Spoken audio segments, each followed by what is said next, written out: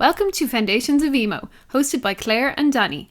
Each episode we take one of our favourite bands and dive deep into their history and origins, reminiscing on our own emo roots along the way. Yay! Yay, I did it!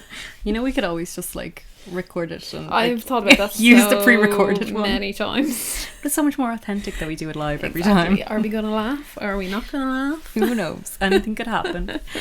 Probably I'll burp during it or something. Always. So how are you? Great, how are you? Good. I've recovered from Paramore. Oh my god, so good. It was so good. I take back everything I said. Yeah. I'm sorry, I was a hater before. No longer a hater. I've actually even been listening to them since the gig. That always happens to me where I don't really listen to that much in the run-up, and then I go to the gig and I'm like, God, they're fantastic, and then I listen to them loads after. I've just had them constantly in my head since then. It was so good. What was your favourite song that they played? Ooh, I don't know. That's a good question. We had some excellent moments that we did. Me have and some you were just excellent- singing our faces off at each other. I caught myself. It was great. Oh god, yeah. I lost myself during that song. Oh, when we talk about the awfulness though, of the last part, Oh. we were so angry. Do you know, I actually forgot it until midway through the next day, and then I was like, wait a minute, I'm still were angry. You were actually the angriest. I was. That was called the alcohol, Claire. You were proceeding to tell everyone. Everybody. Random people on But the actually, street. Twitter afterwards was also very angry about it. Yeah, I did see. Basically, we saw the set list before the gig started, so we knew what songs were coming. Which was useful. And for the finale, or for the encore, sorry, they were supposed to play All I Wanted. All I You Want. can't even remember, and you were so mad I don't about remember the it. name of it in my brain. They were supposed to play All I Wanted and then Crave, which I don't even know that song. And then because of the production issues in the 3 Arena, they lost 5 minutes of the gig, so they didn't play All I Wanted. Yeah. Apparently, that was the first time they had played Crave. So that's obviously why they wanted to play it, rather than All I Wanted. I don't even know that song. It was just and a- it was such a bummer, like for an encore, for it to be crap song. nobody- Like. Yeah. Yeah. And it could have been All I Wanted, which was the song I really wanted to see. And I think it was the realisation when I saw all the banners and the streamers, I was like, they're not going to play it. Yeah. like, You just kept wait a saying, you just kept looking at me, you're like, they're not going to play it, they're not going to play it. And I was like, shut up! Although someone told me that for every minute they go over the curfew in the 3 Arena, the artist has to pay 10k. So that's obviously why they were like, shit. I would have paid the 30k Yeah. to see them play All I Just play that Wanted. one. They only started playing it a few months ago. They never Yeah, played I it remember live you saying ever. that, yeah. So I really wanted to see it, but it didn't happen. But you know what? It was still fantastic. Yeah. And to be fair, if they announced another show in the next couple of years, I would go again. Yeah. Even though I complained so much about going to that one. I really did. I felt really bad for her when everyone jumped down her throat because she mentioned the UK. It's what all people deserve when they mention Ireland and the UK in the But same she breath. wasn't even saying it. I know. She Nobody wasn't. gave her a chance. Yeah. So if you didn't hear, basically, she started a sentence that was like, last time we were in the UK, and everyone was like, boo! But what she was going to say was, last time we were in the UK, She said we didn't play Ireland. we didn't get a chance to play Ireland. So she's, yeah. She wasn't necessarily saying Ireland was in the UK, but it's very funny. I saw a couple of funny tweets about it that was like, we like absolutely love you, like we're standing there crying, like listening to songs from our youth and all, but like we'll absolutely destroy you if you say something bad, like. Actually, what I'd forgotten about was that weird part where they swapped positions and Zach Farrow's band played. Oh god. Surely they could have cut that out instead of the encore. Yeah, because that wasn't even very. That was weird. It was like watching somebody else Saved by the Bell. You like put those sunglasses on and then nobody knew what was going on. Yeah, I didn't enjoy that. Apparently he has some sort of side project, so they just let him do his little side project. I'd actually completely forgotten about that. Yeah, It was better off forgotten. but it was great. But anyway, today we're here to talk about Panic at the Disco. Panic at the Disco. More to come on that later. Ooh, do we know why it's called that? Yeah, well, I've got lots of facts here. Oh. I'm ready to start spitting. So Panic at the Disco, it started in 2004, to make you feel old, Super old. in Summerlin, Las Vegas, Nevada, by childhood friends Ryan Ross, Spencer Smith, Brent Wilson and Brendan Urie. And at the time, they were all around 17 or 18. So when Ryan Ross, I just want to say his real name is George Ryan Ross, but he goes by Ryan Ross because it sounds cooler. Better. I was going to say, do they all have to have alliteration in their names? So when Ryan Ross was 12, he began collaborating with his best friend Spencer Smith, who received a drum kit for Christmas. They mostly covered Blink-182 songs with Ryan on vocals, and they called their band Pet Salamander, which I just really like, but they're also 12, so it makes sense. So Ryan wrote the lyrics to his first song when he was only 14, and then they teamed up with Brent Wilson and another boy named Trevor Howell on guitar to make Summer League, which was another band, and that was before they met Brendan Urie and formed Panic. So Ryan was the lead guitarist, backing and lead vocalist, and primary songwriter for Panic, and Spencer was the drummer. Brendan was born in Utah, but his family moved to Las Vegas when he was 2. He was raised in an LDS family, you know, the Church of Jesus Christ of Latter-day Saints, like Mormon. Christ, yeah, I know. Do you know what's weird? It's like when you kind of look at him, you're like, he does kind of look like a Mormon. I don't know. I actually know what you mean. I didn't know they had a look, but when you think about it, it makes sense. But when he was 17, he left the faith due to displeasure with the church and not believing in its ideology. Fair play. Which is absolutely fair. Everybody should leave their religions. Leave the church. Join us instead. Like, I'm very, like, each to their own, but the more I hear about religions, the more I'm like, do you know what? They're all just so evil that I don't have time for it anymore. Anyway, that's another rant for another day. So Ryan was the lead singer initially, but after hearing Brendan sing backup during rehearsals, the group decided to make him the lead. Which I wonder, like, how he felt about that. That was like that time when everyone wanted me to be the lead singer because I was better than you, but you insisted. Yeah, this sounds I'm like not letting me. that happen. That sounds like something that could actually happen. Never happened, guys. I'm joking. So they recorded their first demos while they were still in high school. Apart from Ryan Ross, he was a year older than the rest of them, so he was in his first year of college. And they rehearsed in Spencer's grandmother's living room, which I just think is really cute. It's super cute. Brenda began working at Tropical Smoothie Cafe in Summerlin to afford rent for the band's new practice space. And he said in an interview that he used to like sing for tips during his time working. Aww. I don't know, like my impression of him based on, like I've read a lot about him, so I know more about him now, but like the way that I think of him as being this kind of showman, I could just imagine him being quite obnoxious.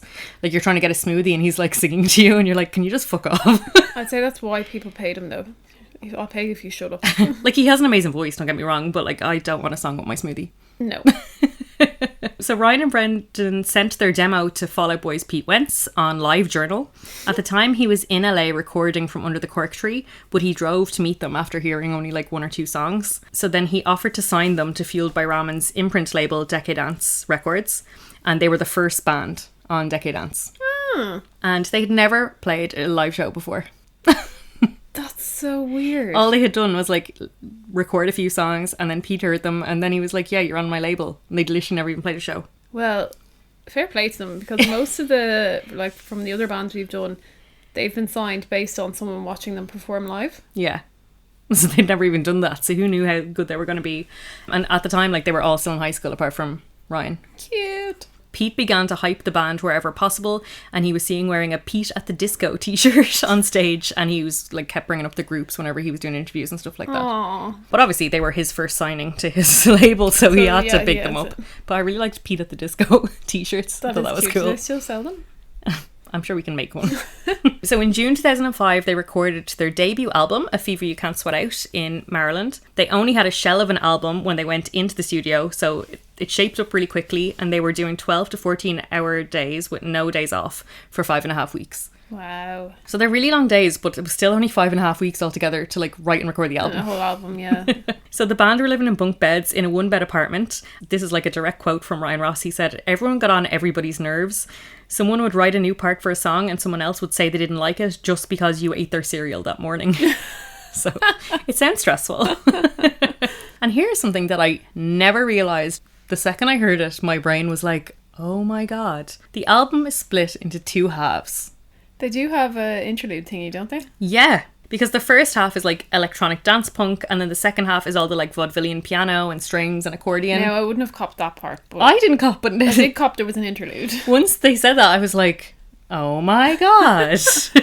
Because even like in that interlude or intermission, it's like a dance. Yeah, yeah. And then it stops and then it goes, now time, whatever. Oh, and then yeah. it goes into piano. Like, wow. Duh. It's so obvious, but like, Never copped. Never copped. As they were like writing, they started to not like the earlier stuff, like the dance stuff. They wanted to keep it more piano. Their producer said, why don't we tell the story of the creative evolution as the theme of the album? So that's why they kept like both halves of it. The album was strongly influenced by Chuck Palahniuk. I can never say this. Palahniuk's work. And there's quotes from loads of his books in the lyrics. There is like a list if you look it up, but I wasn't going to start reciting all the quotes from the books because I didn't like know them all. And Pete Wentz was an advisor on the lyrical content, and Panic noticed the trend of the long song titles. Yes. So they did it as an inside joke with like Pete and their other friends. Oh, because it is the only album really where they're that long. Yeah. Right? Yeah. But I loved that. I was like, oh, it's a little inside joke. Like, And then after recording, they went home to learn how to be a band. They played their first show in the summer 2005 at the Alley in Las Vegas. And then they went on the Nintendo Fusion Tour with Fall Out Boy, Motion City Soundtrack, The Starting Line, and Boys Night Out for the rest of the year. So, yeah, well, obviously it's because they were linked with Pete and Fall Out Boy. They were able to do that, yeah. They hadn't, like, played gigs, and then all of a sudden they were on tour with Fall Out Boy, yeah. which is amazing. And the album was released in September 2005, and initial sales were relatively slow.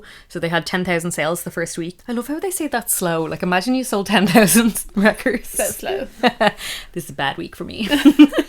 And within the first 4 months, they released the video for I Write Sins, Not Tragedies, and then they would rocket up the Billboard charts and surpass 500,000 albums sold. Wow. Based on the release of that single. Like, so by the end of March 2006, they announced a headline tour. The album was certified platinum, and I Write Sins won Video of the Year at the MTV VMAs. Great video. Yeah. You used to always come on and you'd be like, yeah. That's just panic to me. I'm like, oh my god, Yeah. remember that? The VMAs that year, it was like they were up against like Madonna and massive acts, and they won Best Video, which was amazing. Yeah. Well, And this is like a few months after they've started. They're already yeah, here. yeah, winning all that. Beating Madonna, like that's insane. So they had 5 singles off the album. The only difference between Martyrdom and Suicide is press coverage. I Write Sins, Not Tragedies, but it's better if you do. Lying is the most fun a girl can have without taking her clothes off, and then Build God, Then We'll Talk. All mouthfuls. Yeah. So what do you think about the album? Well, obviously it's a classic.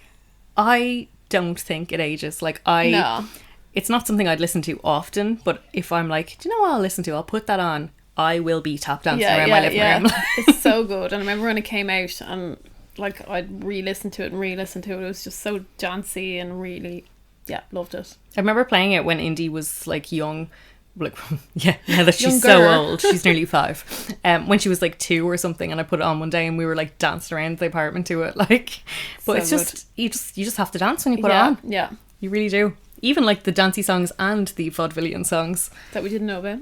And I have to say, I like there's so many lyrics on it. Like there's so many words, and I Yeah. love like singing it. It's so fun. Yeah, yeah. So in May 2006, they announced that Brent Wilson, the bassist, had left and was replaced by John Walker. They posted a statement that was very diplomatic but didn't state any reasons for the lineup change. The following month, Brent himself told MTV News that he was kicked out. The exact quote from him was, "It was done as a phone call, and the only person who spoke was Spencer. Apparently Brendan and Ryan were on the speakerphone too, but they didn't say a word. They never even said they were sorry." Which is like, ouch. So in reply, Spencer wrote a lengthy email to MTV News in response. This is so like drama. Yeah. Writing to MTV to like get your facts out. The quote is, "We made the decision based on Brent's lack of responsibility and the fact that he wasn't progressing musically with the band." Jesus. That's so So badass. hard. What was it? You have no talent, basically. Just remember and Taking Back Sunday. He also revealed that Wilson didn't write or play any bass on Fever. Instead, Brendan recorded those parts in the studio. Okay, So well, this that's is- fair then. I've read a lot of things about this, and it's kind of like Brent says he did, but they say he didn't, so it's a bit like, Yeah. I don't know what's the truth. He said, she said, yeah. But he demanded a cut in royalties anyway and threatened to take them to court. Did you get it? I think he got some royalties. Like, I don't think that went to court in the end, but like it was going to go that It'd be way. so good if you didn't actually play or write any of it and he's still getting royalties. Then they went on to support the Academy Is, and in June started their own tour. At the 2006 Reading Festival, they were excessively bottled, was the phrase that I read. And Brendan was actually knocked unconscious by a bottle, and when he came to, they continued the set. Well, fair play to him. Which is like, yeah, fair play. But Jesus Christ.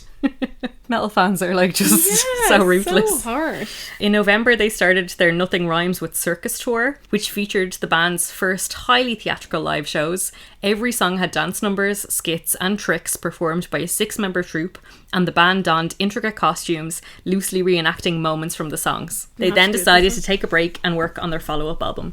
In March 2007, they went to a cabin in the rural mountains of Mount Charleston, Nevada to begin writing their follow-up album, Cricket and Clover. That's not an album, right? They recorded some tracks, played them on tours over the summer, and then by August decided that they weren't interested in them and scrapped the album, which was 3/4 done. That's why you've never heard Cricket and Clover. Could have been. So they wanted to go back to basics and began writing songs with just an acoustic guitar and vocals. And in October, they went to a studio in the Palms Casino Resort in Las Vegas and began recording. In January 2008, they revealed a new logo that had dropped the exclamation mark from their name. What? I never knew this was a thing. I thought they were But I was shook. So they're not Panic at the Disco? No, just Panic at the Disco. No. I know. I know. Oh, no, I don't like it as much anymore. I know. Like, the That was their effect whole of thing. just the exclamation mark. Crazy. So in March, they released Pretty Odd, which was described as similar to the Beatles in songwriting and scope. I feel it's very Beatlesy. Yeah. I that hate makes it. sense, I mean, I actually, just now hate it, that- but I also don't like the Beatles, so controversial opinion. Controversial opinion. Controversial opinion that Beatles maybe weren't as good as everyone says they are. Yeah. This is my thing about the Beatles, right? Oh, sidetrack. Here we go. Ooh. Everyone's like, one of the best bands there ever was. Incredible songwriting. And the song is just, I want to hold your hand. Yeah, but what a tune though. I want to hold your hand. This is all their songs. When you touch me, I feel happy. Okay. Have you heard the conspiracy theory that Paul McCartney died and was replaced by someone else? Yes. Have you looked up all the evidence of it? No. It's so good. I encourage The people Avril to do Lavigne it. Melissa one is my favourite.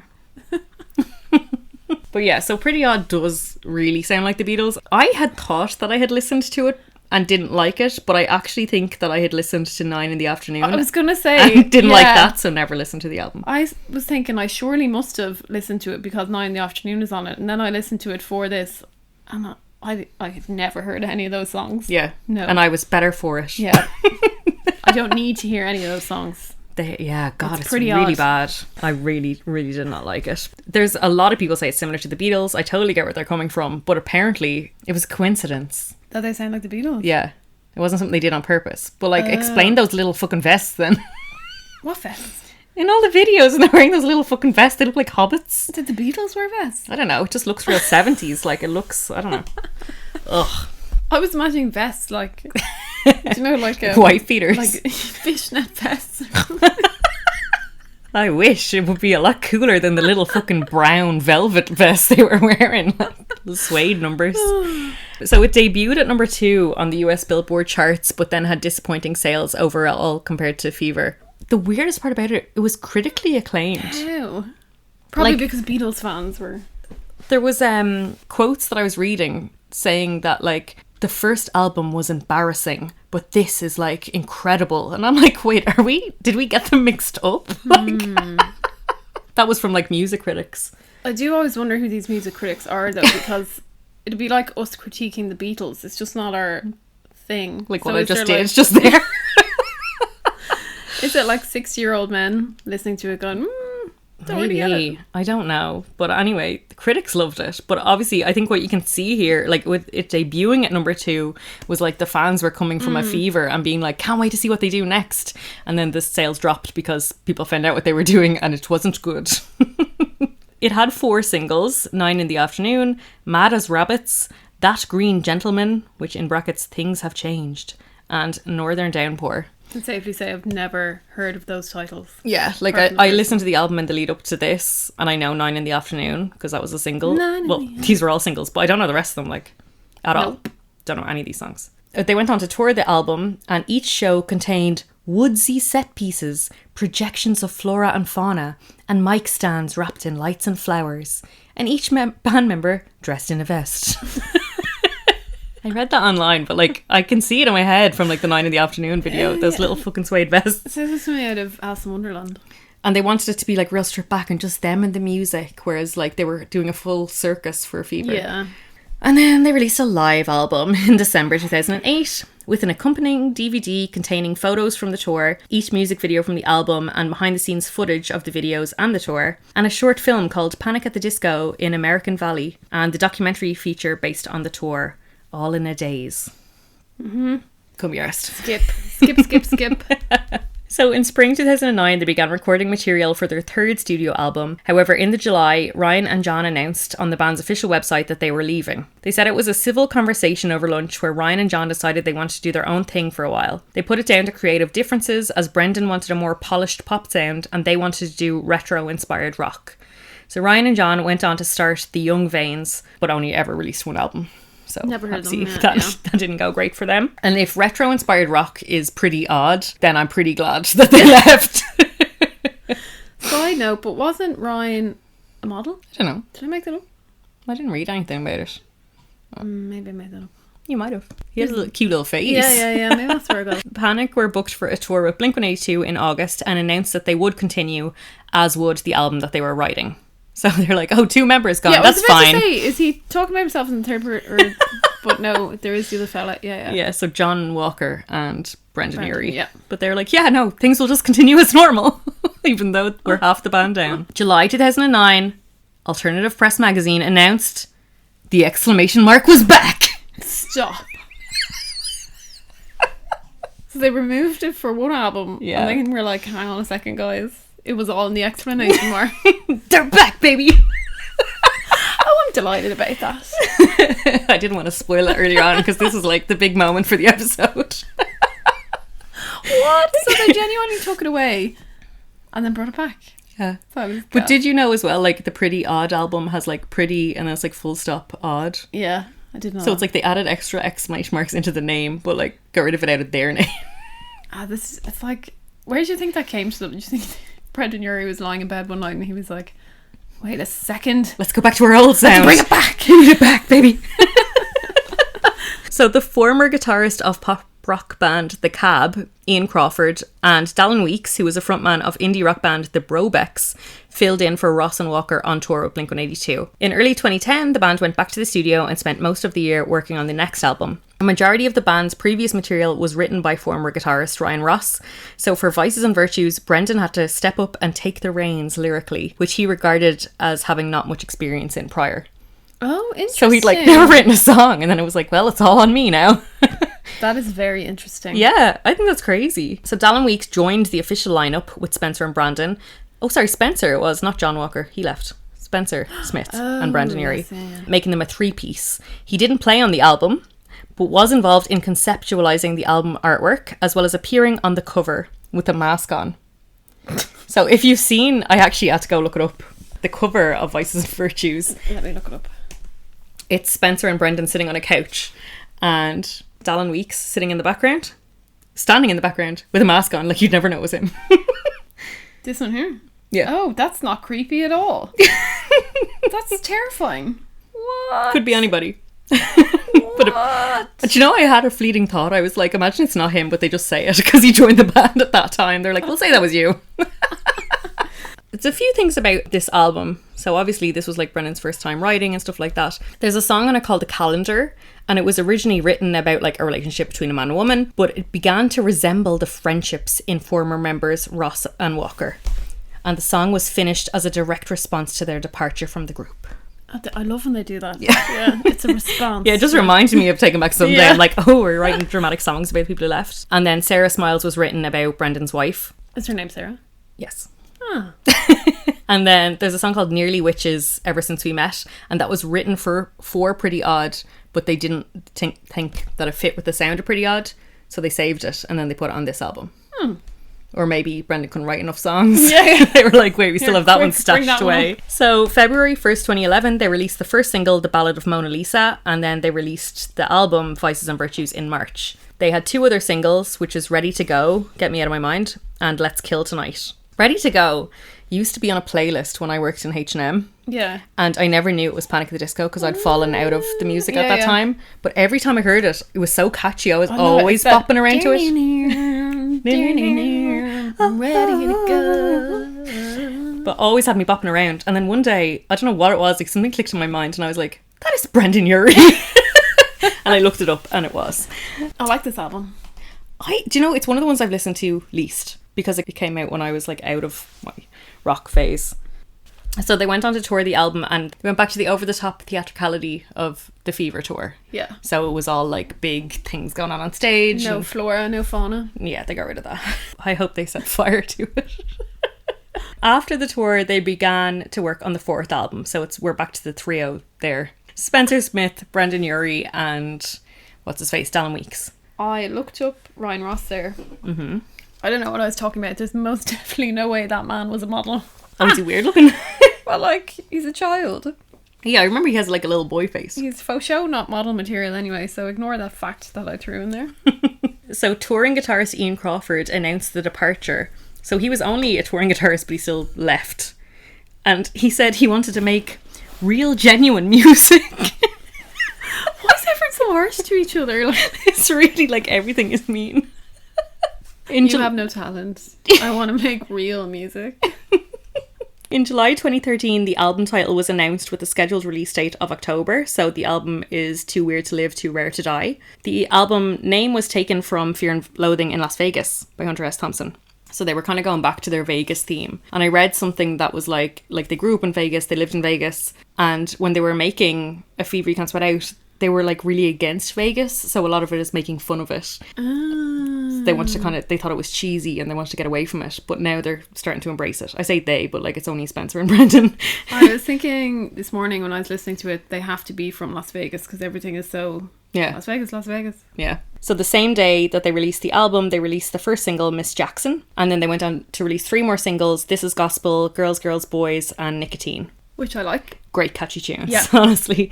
This is another one, like I haven't listened to the album that much, but I know the singles really well. I would have said these singles came before the last album. Goes to show what I know. These two are kind of lumped together in my head, to be fair, the last 2 albums. But that Girls, Boys, I just feel like is much older. Obviously not. But. So shortly before they embarked on a tour of the album, Spencer wrote an open letter to fans regarding his abuse of alcohol and prescription drugs since recording Pretty Odd, and he went on the first few tour dates but then left the band to continue fighting his addiction. So at this stage we have Brendan and Dallin Weekes. So a guy called Dan Pavlovich of the band Valencia filled in for the tour. These are kind of bands that I've never heard of. Do you know the rest of the bands we were doing and somebody would break their arm or something and this guy from this other band would fill in and you'd always heard of them. Yeah. These are like, who? Who can we get? You. Can you play drums? You're in. Can you not play drums? Doesn't matter. You're still in. In September 2014, during an interview with Pure Fresh, Brendan stated that he had ideas for a 5th studio album, but did not know if it would be Panic or if he'd do a solo project. He mentioned that there were no plans for Spencer to rejoin the band at this time. To be fair, he was battling an addiction. It wasn't like they had a fight or he was like, I'm going to go make real music.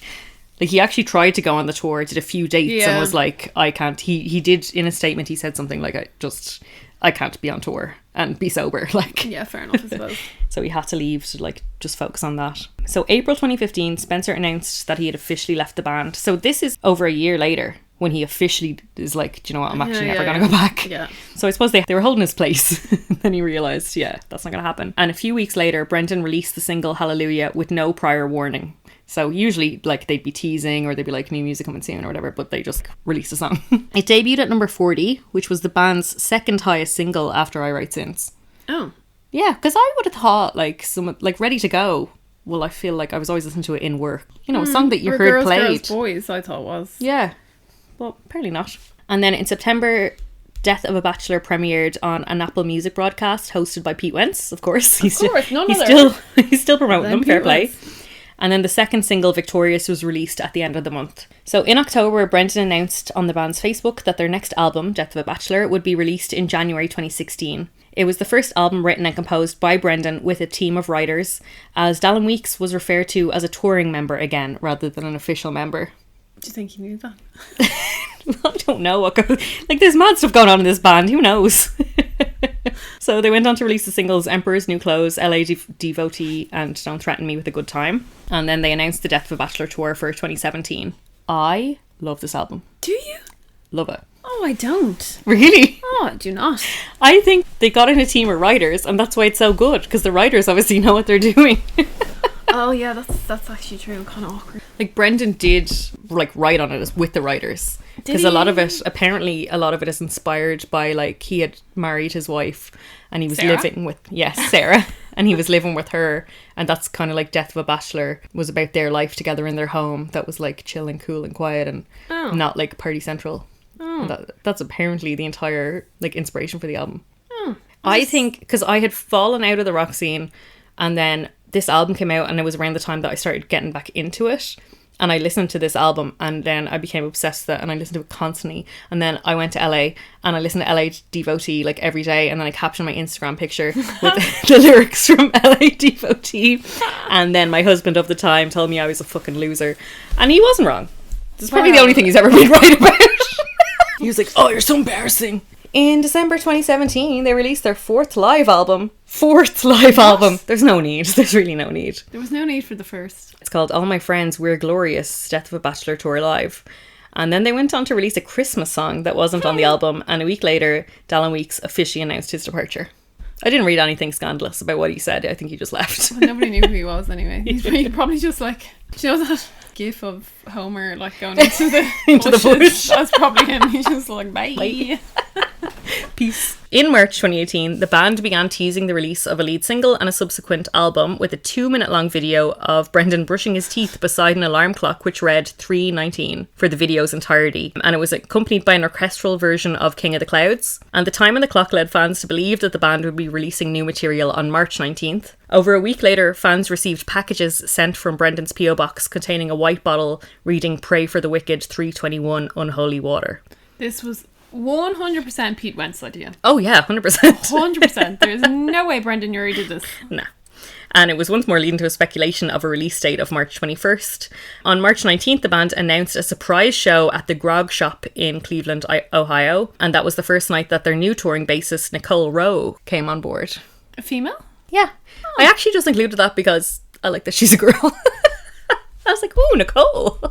So the same month they released 2 songs simultaneously. They released Say Amen Saturday Night and Fuck a Silver Lining. And at the same time they announced the new album Pray for the Wicked and a Pray for the Wicked tour. That song Fuck a Silver Lining, I once had that stuck in my head for days, but I couldn't remember the words.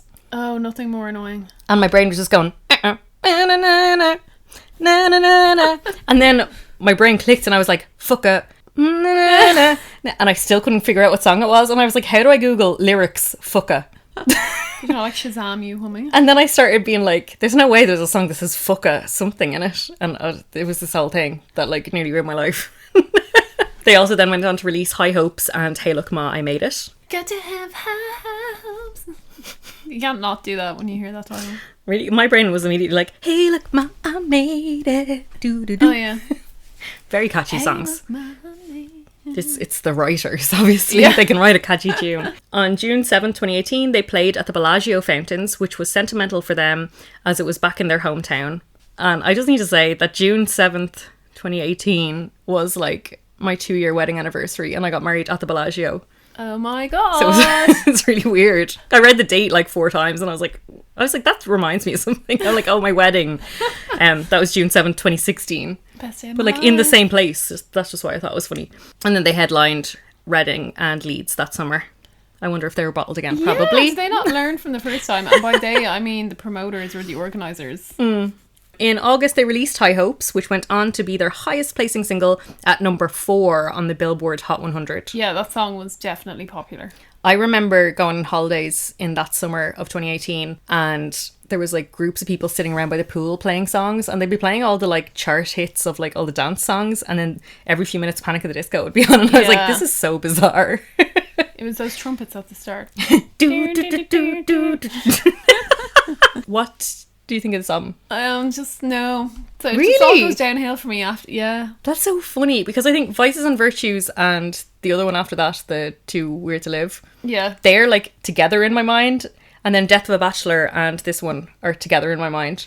But I love these 2, like love them. So I'm the opposite. They are together in my mind as well, except I prefer the older ones. I've actually, even just like in the lead up to this, because I had to listen to it for the episode, I've had both of those albums on repeat, and I'm like, which one? But it's always between Death of a Bachelor and this one.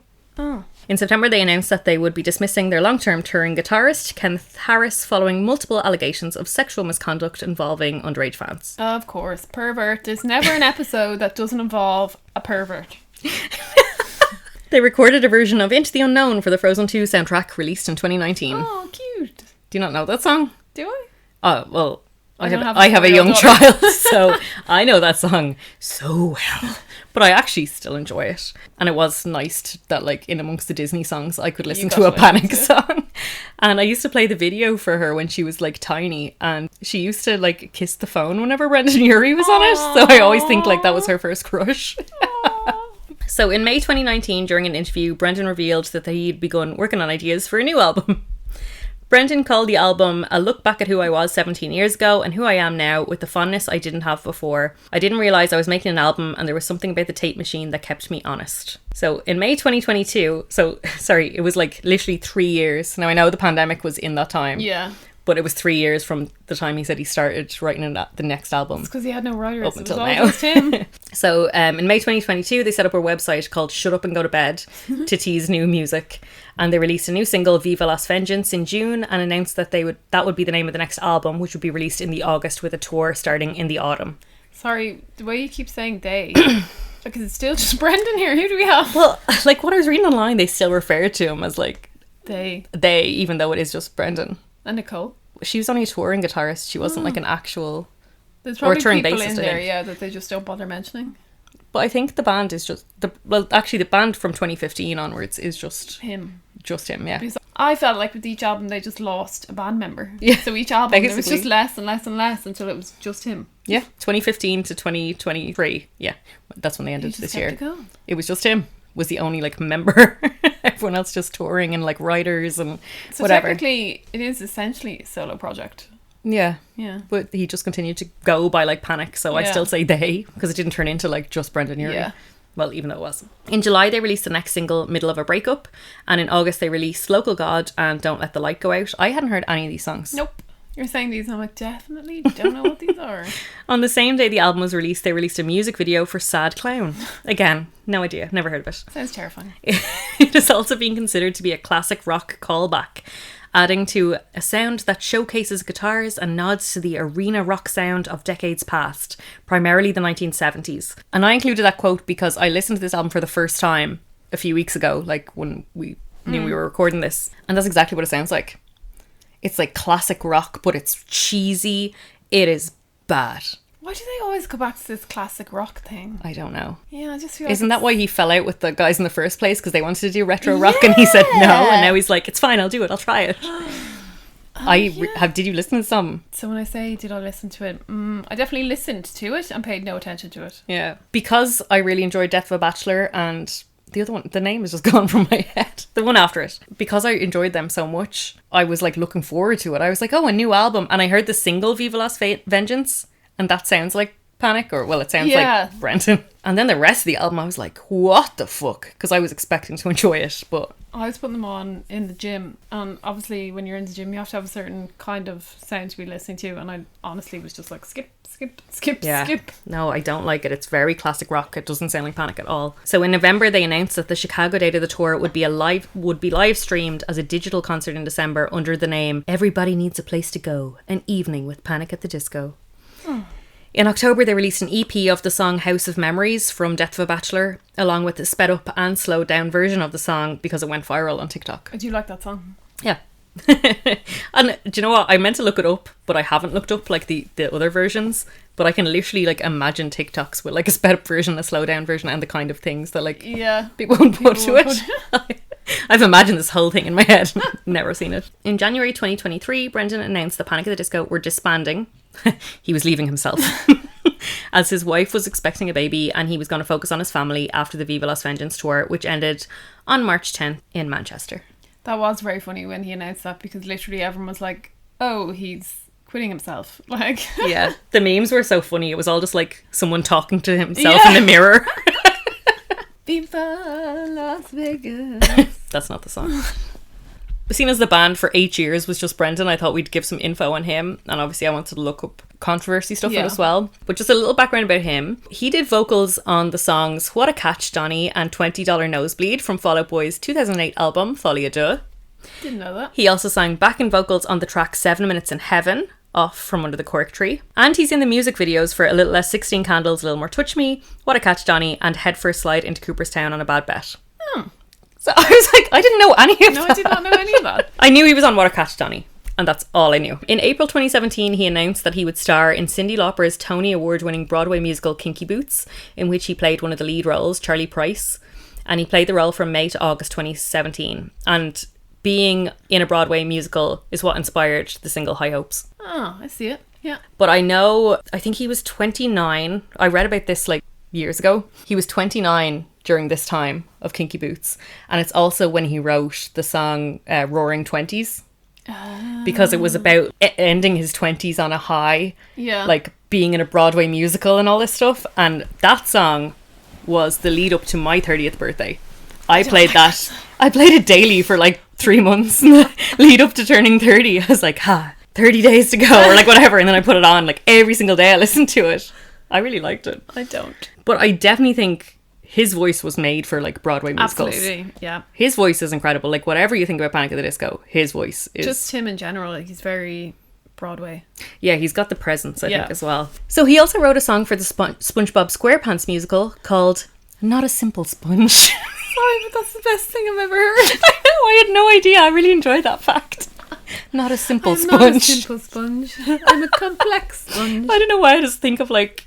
This is such a weird reference. There was that TV show As Told by Ginger. Yeah. It used to be on Nickelodeon. And then her friend in it performed in the musical and was like, I'm a little seal girl living in the real world. Yeah, you either get that reference or you don't, but I'm not a simple sponge.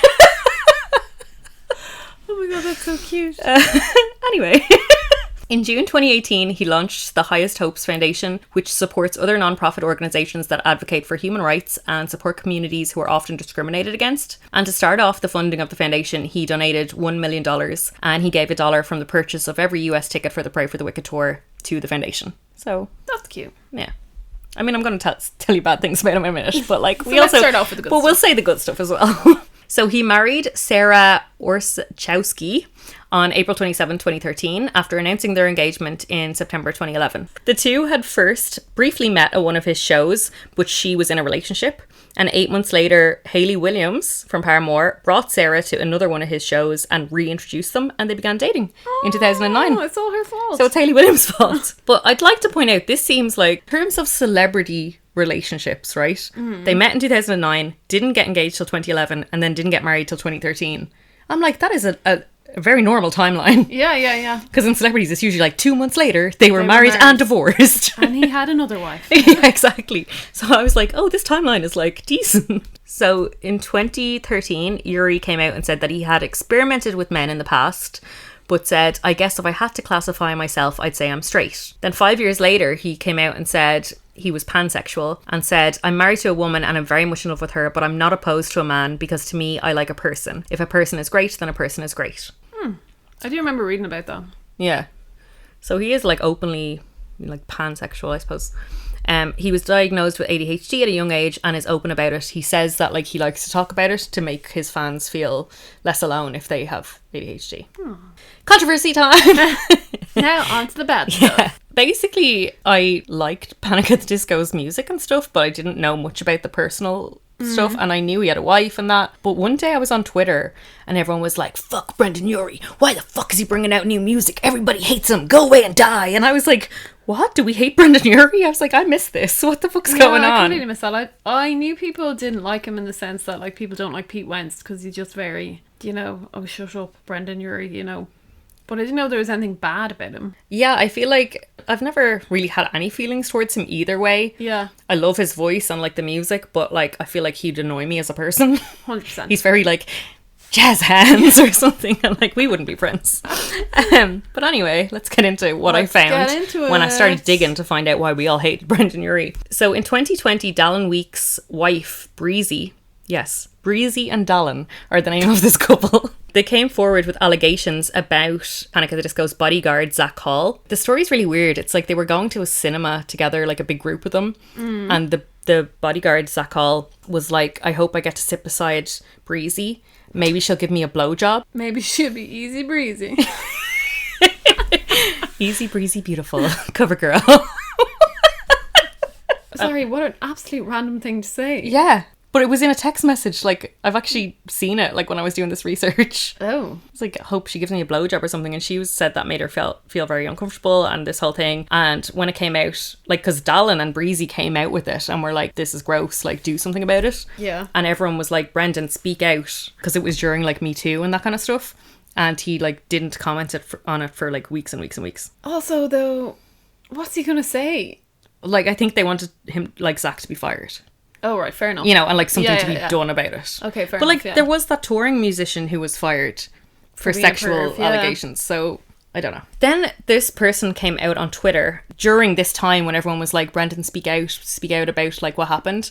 This guy, his name on Twitter was Cam123456, you know, like, looks like one of those fake accounts. So he came out with allegations against Brendan from 2009. He said that he met Brendan after a show, and Brendan asked him if he'd ever made out with a man before. Apparently the guy Cam was like, I'm only like a minor, but Brendan tried to touch his thigh and Cam ran away. So someone else whose name on Twitter was Leah 1234510, which again, like, didn't have a profile picture, like, you know, could have been a fake account. Yeah. Came out and said that they had a similar experience in 2011 when they were 15 years old.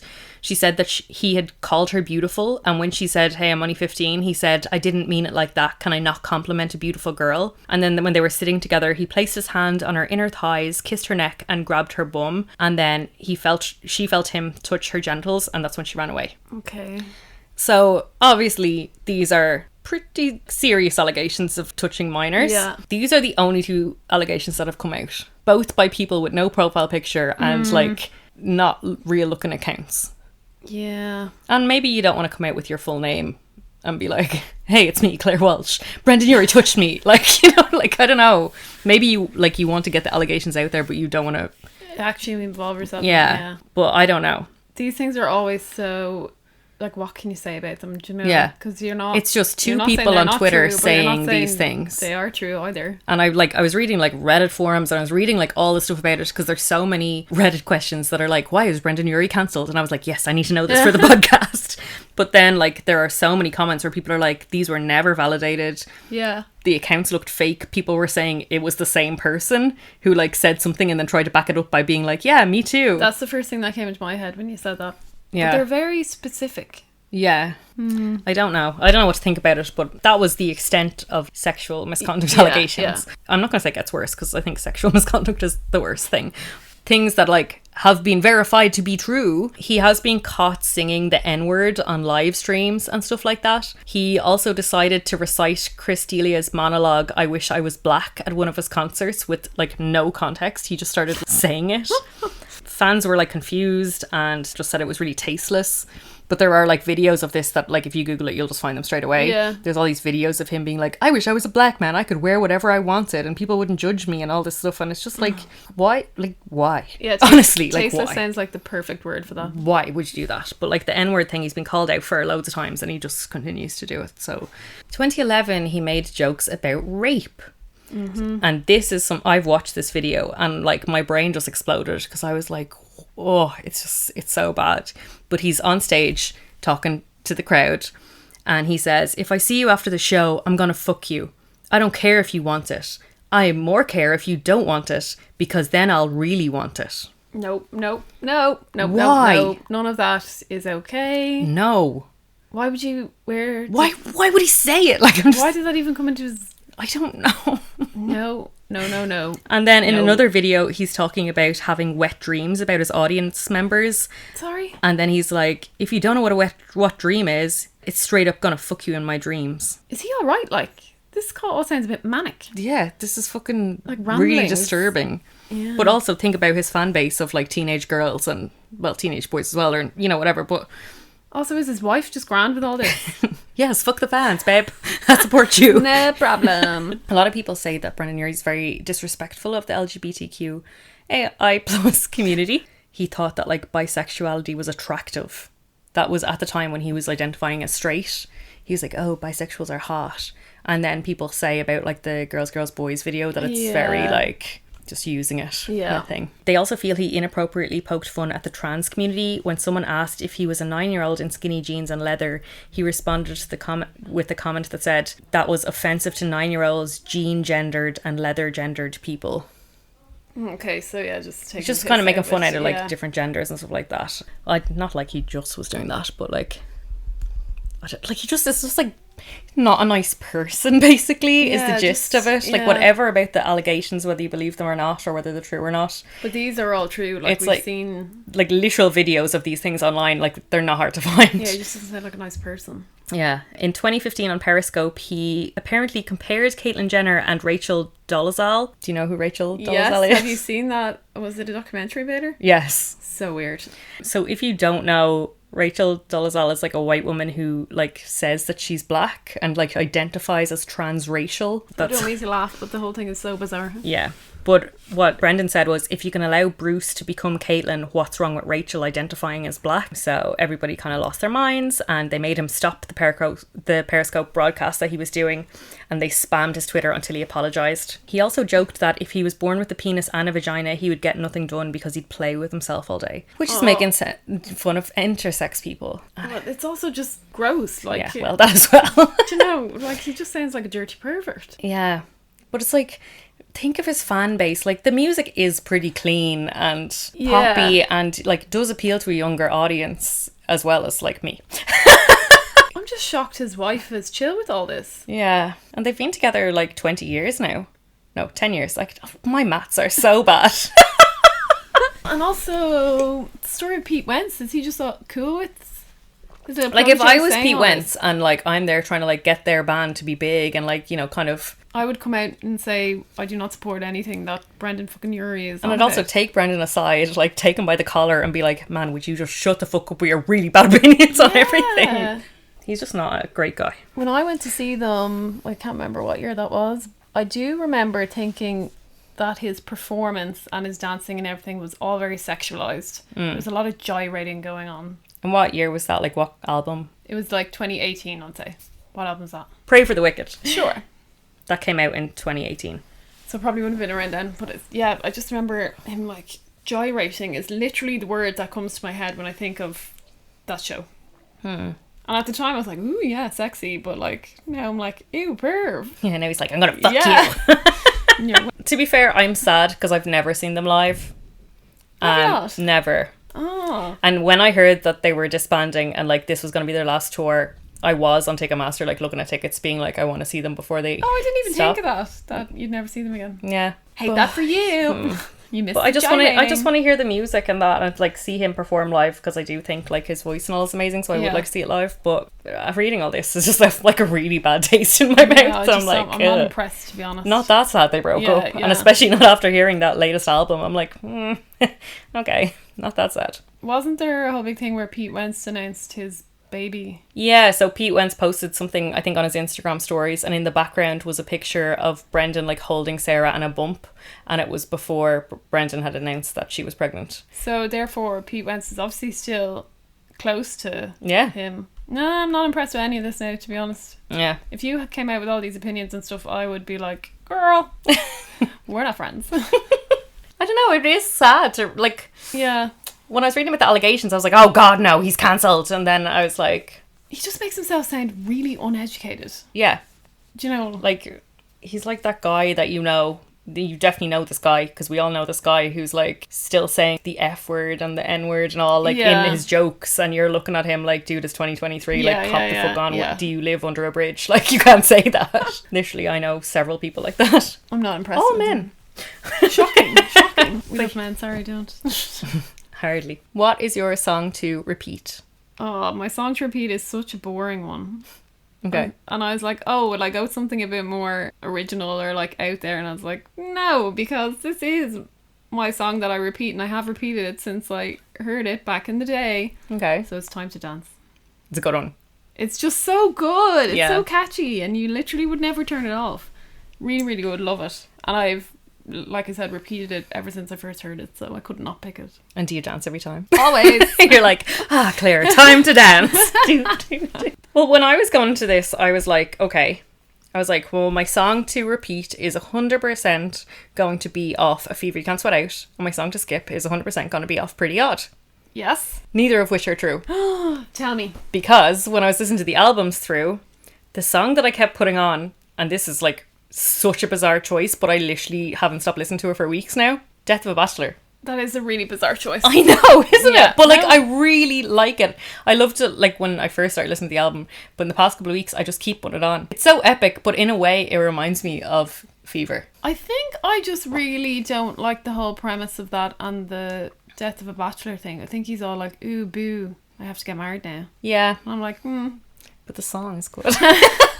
So what's your song to skip? my song to skip is... Let's just say the whole Pretty Odd. Yeah, so essentially, and we talked about this, I actually have to get the name of it because I don't know. We're So Starving, which is the first song on Pretty Odd, where he's like, I was saying this to you, I was like, this is the most awkward song I've ever heard. He's just like, sorry, we've been away, we were writing some songs for you guys, and here they are. And it's like, this is... I do remember, because I only listened to Pretty Odd like once through. That was enough for me. Yeah. But I do remember hearing that and being like, what is It's this? just so awkward. It's like, right, Brendan, you don't need to tell us this. Just get on with it. Yeah. Yeah. No, There wasn't even, what is there, like a few years between the two albums? Yeah, Like it's, exactly. It's not like there was years and years we were waiting for it. usually there's a few years between albums, so nothing weird. You don't need to announce it. My song to skip, again, controversial. It's actually High Hopes. No, I don't blame you for that, actually. It's a bit overplayed. It's very overplayed. And this has been in my head for a few weeks now, because when I was listening to that album, I was like, oh, what song's next? And I saw it was High Hopes, and I was like, I want to skip that. Yeah. And then I was like, oh, that's it. That's my song to skip, Yeah. because I don't want to listen to it. And it's like, it's just one of those ones that's been used so much, because obviously it was number 4 in the charts. Yeah. But literally today, this afternoon, I came home from the park and my mom was watching Britain's Got Talent, And it was and in on? the background they had High Hopes. Yeah. It's I just can like see the why song that- they use in the background of talent shows now. Nah, does nothing for me. It was just so overplayed. It has just occurred to me who you did not mention he collabed with. Yes. My all-time favourite, who you hate, or just really don't like. Who? Taylor Swift! Oh, yeah. Actually, I did read that. What was one. that song again? Oh, it was awful. I hated it. Oh, what was the song? I can't even remember what it was called. I I didn't just like remember- it. So I just didn't include it in the episode. I watched her documentary and she was recording it with him, and it was really awkward because she was like, yeah, that's great, but can you do it more like this? Or like, it'd be great if you could do it a bit like this. And he was like, sure. And then he sang it the exact same way, and she was like, yeah, okay, cool, but it'd be great if you could do it like this. He was like, sure. And then just kept I think singing that's it the what same it way. is. That the thing I had in my head about him, like my made up opinion of him before I knew anything, was that he would be a diva. Yeah, it was just very, okay, he's not listening to her whatsoever, and he's just going to go with it. Yeah, like he's always just going to do his own thing. Yeah. That's my made up opinion. But, Yeah. probably true. I feel like it's true. He's a pervert and a diva. Charming. My favourite combination. So, who are you going to do for our next episode? So I didn't know until you said it was the one that you didn't do because you knew I wanted to do it. And I was like, oh yeah, of course. Again, would I put them as emo quotation marks? Probably not, but they are 100% in that time period of our lives where we're starting to get into this music. And it is Good Charlotte. I am excited. I love them. I'm so excited to listen to them Yeah. because I haven't listened to them in ages. I feel like it's going to be cheesy. It's going to be so cheesy. That's exactly what they But were. I still can't wait to listen to it, like, for the memories. Yeah, and I haven't heard from them in a while, and I really hope there's no controversy. I hope none of them are perverts. But we One shall can find only out. hope. Tune in to find out. Who wants to hear our new podcast? We're just changing the name. It's no longer Foundations of Emo. It's Pervert Stories. I think Oh, we God. would listen to that though. Pervert Stories. We would have so many lists. Jesus. Anyway, thank you for listening to this week's episode. If you want, you can follow us on social media platforms. We are Foundations of Emo on Instagram and on TikTok, where we put up behind the scenes backstage. Wow, that made it sound official. Backstage at our shows. Backstage. Behind the scenes videos of us recording these podcasts and all the funny moments that we have. And we are Foundations Emo on Twitter, which I barely use. But I'm active on the other platforms. Danny's saying I, and also notice how I am never the one talking about the social media because I don't know what our handles are because it's all Danny. It's all me. If you're messaging the podcast, it's me. It's Danny. So don't bitch about me. Actually, social media queen. I deserve it. Anyway, talk to you later. Okay, bye.